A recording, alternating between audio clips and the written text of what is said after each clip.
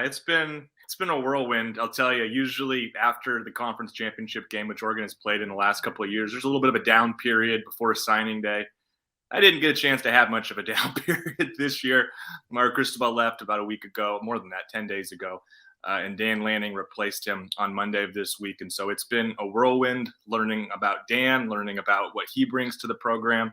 How is he going to operate? Like you said, as a recruiter, we got a pretty good indication of some early returns here on Wednesday. They signed 7.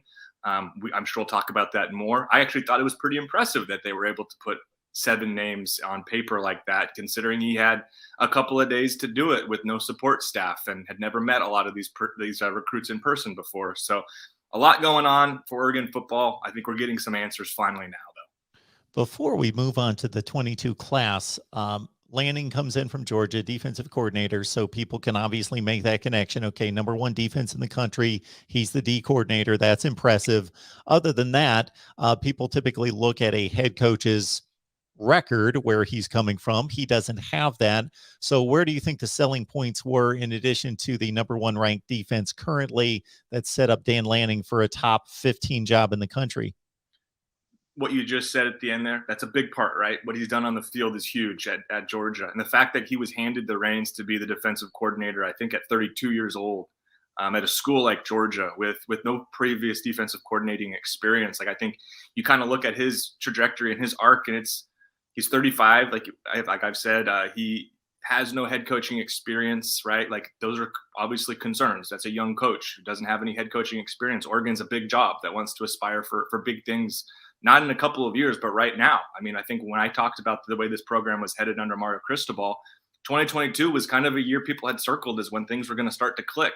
That's when the recruiting classes were going to kind of coalesce.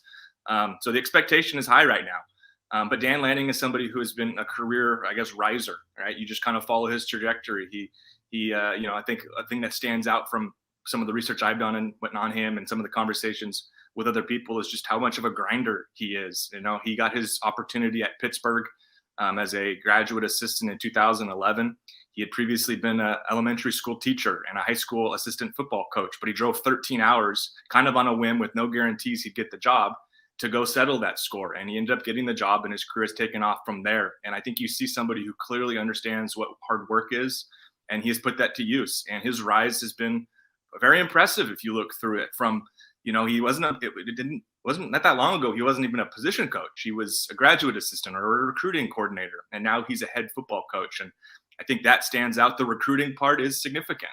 He was, like I said, a recruiting coordinator at several stops at big schools. He spent a year at Alabama as well, not as a recruiting coordinator, not as an assistant, but as a GA in the midst of already having been a recruiting coordinator at a couple of places. I think that points to his understanding of, I got to surround myself with the elite minds of college football. And he spent a year under Nick Saban. I'm going to use a term I've heard a couple of days ago. He got Sabanized a little bit. He had his 1 year there to kind of understand what that requires. And then he moves on to Kirby Smart, another one of the top minds, especially from a defensive perspective in the country. So his trajectory is interesting. It's pretty unique. It's certainly a hire that's outside the box. When this coaching search started, it was not a name that was at, I think, many people's minds. It wasn't at the forefront of my mind. I had to kind of familiarize myself with who Dan Lanning was, throughout the process in the days right before some of the reports started to come out that he might be the next guy. But the more you read up on him, I think the more you feel encouraged and optimistic, although clearly this is not a sure thing. You could have hired a handful of other candidates that were attached to the job and felt probably more secure about where the direction is headed.